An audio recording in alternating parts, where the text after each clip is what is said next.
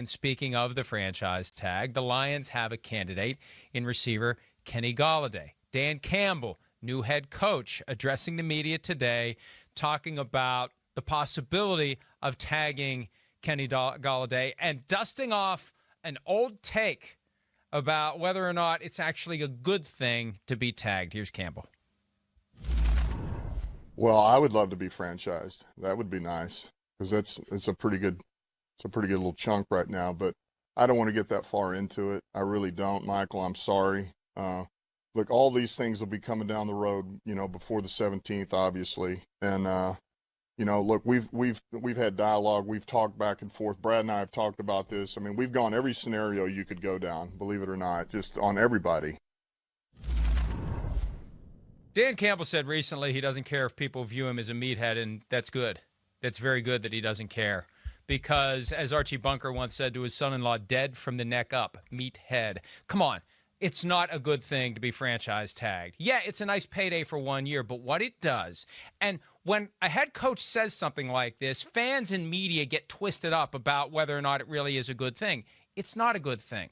It is an impediment on the ability of the player to get maximum value on the open market and to get generational wealth through a long-term deal that pays out in fully guaranteed increments a hell of a lot more than what that franchise tag is going to be. So the team uses it not as a favor to the player. The team uses it as a favor to itself to limit what the guy makes, to keep him from hitting the open market, and then controlling his rights for another year. Meanwhile, he's the one carrying the injury risk. He's the one bearing the risk that he's not going to be as attractive to another team a year from now as he is now. He's got to get through 16 more games and stay at the level he's at to get the payday next year, Charean, that he should have gotten this year. And it's all got to fall just right for him to get that payday next year that he should have gotten this year. So please, Coach Campbell, don't tell us, don't insult our intelligence. I mean, I've got limited intelligence, so when it's insulted, I get pissed. Don't try to tell me it's a good thing for a player to be franchise tagged. I thought we crossed that bridge 25 years ago, Charean. Okay, let's back up 1 second to Aaron Jones. You said you would sign the tag immediately if it's 11 weight. Does it depend on the player and the position, or are you like that across the board, or is that just for this year on Aaron Jones? It's running back, and if I'm Aaron Jones and they're going to keep me from the market, I'll take my 8 figures because of the position. Because here's the thing, and this is why I don't know why the Packers would use the franchise tag on him. This was explained to me last year in the context of one of the running backs who signed a long-term contract with his current team. And I believe this analysis of the situation. Running backs only get big money long-term deals from the team that they became a star with. You hit the market, you're Melvin Gordon at $8 million a year. That's why if I'm Aaron Jones, I'm saying, hey, if you're going to pay me $11.1 million this year, I'll take it. Because you may wake up one day and realize I shouldn't be tagged. So in his unique situation, yeah, I guess you could say it's not bad because he's getting a payday that he's not going to get an average contract to that amount on the open market. I've seen suggestions he's going to get $15 million. I believe it when I see it.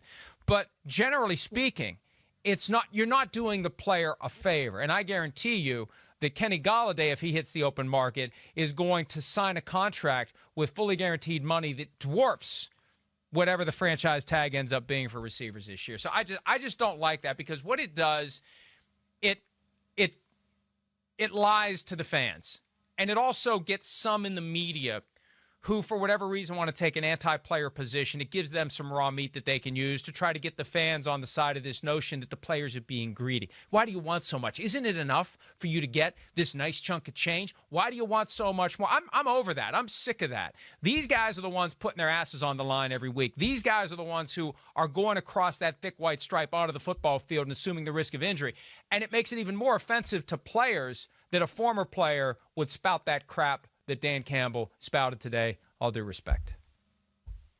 I'm going to back up to last year when we had players tagged, Mike. You look at 2 of the players tagged, Bud Dupree and Dak Prescott. And I think Prescott, I think we both agree, he's still going to get his money. He's still going to get paid. But Bud Dupree, I'm going to be surprised, Mike, if he doesn't sign a one-year deal coming off an ACL injury. I mean, this was bad for him. He could have signed a huge contract and gotten that generational money, and he's not going to get that now. He's going to have to come back off that ACL injury and prove himself yet again to get that big contract that he could have had a year ago. So sometimes it works out for players, sometimes it doesn't work out for players, but I know you want to sign the long-term deal when you get the chance to sign the long-term deal. You look at Joe Mixon. Joe Mixon ended up signing his long-term deal, got $12 million a year, got hurt, right? He wouldn't get that money this year if he hadn't signed that long-term deal. So I always think if you get that long-term deal, you need to sign it. You need to make sure that you're going to get your money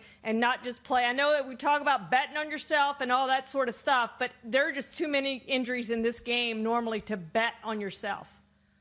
And it's easier for the quarterback to say, I'm going to go year to year. Kirk Cousins blazed that trail. Of all quarterbacks, he blazed that trail for the quarterback position. Dak Prescott is following that path. Trumaine Johnson blazed that trail for defensive backs the same year that Kirk Cousins did. People forget about Trumaine Johnson. He went 2 tags with the Rams, hit the open market, got a big contract from the Jets, never lived up to it. But you know what? He's laying on a stack of money like the guy from Breaking Bad somewhere right now, a big pile of cash in a storage unit that's all his and always will be. He played the game and he won. So, and you know, with Dak, one of the arguments I hear all the time is, well, what's he really worth on the market? What's he worth? What's he worth? Well, we don't know what he's worth because the Cowboys keep blocking him from going to the market. That's the thing. The franchise tag is a tool used by teams to keep players from maximizing the return on their abilities and their sacrifices. I've never liked it. I've accepted it. That was part of the trade-off to get free agency. But the teams love it. The teams use it. And 25 years later, here we are still litigating the question of whether or not it's a good thing for players or not. Generally, it is a bad thing, and I just think that players who hear any coach, GM, owner, or anyone tied to a team saying otherwise should be upset about that, Charean. If you're talking about Kenny Golladay, Mike, he's 27, played 5 games in 2020, 20 catches, 338 yards, 2 touchdowns. But that you look at the Lions, they have all the receiving core are free agents. Kenny Golladay, Marvin Jones, Danny Amendola, Mohamed Sanu. They're all free agents. So if you're the Lions and you're in that position, do you franchise Kenny Golladay? I think he will be franchised, but would you franchise him? I probably would not. Because he walks away as a free agent. You get compensatory draft pick consideration. Now, the problem is they may be thinking about spending money on a lot of different free agents, because if you sign more than you lose, you don't get anything for Kenny Golladay. That's how the formula works, and it's far more nuanced than that. But the more guys you sign, the less it matters that you had a guy leave. But yeah, I don't know if they've got some twisted logic here where they're going to tag and trade him. I just don't know. But just don't tell me it's a good thing if it happens. It's not a good thing if it happens. It's rarely anything you could even remotely argue is a good thing for a player. It keeps the player from going to the market and getting the best deal that he possibly can. Hi, I'm Mike Tirico, and thanks for watching. Make sure to hit subscribe for the latest news and highlights from NBC Sports.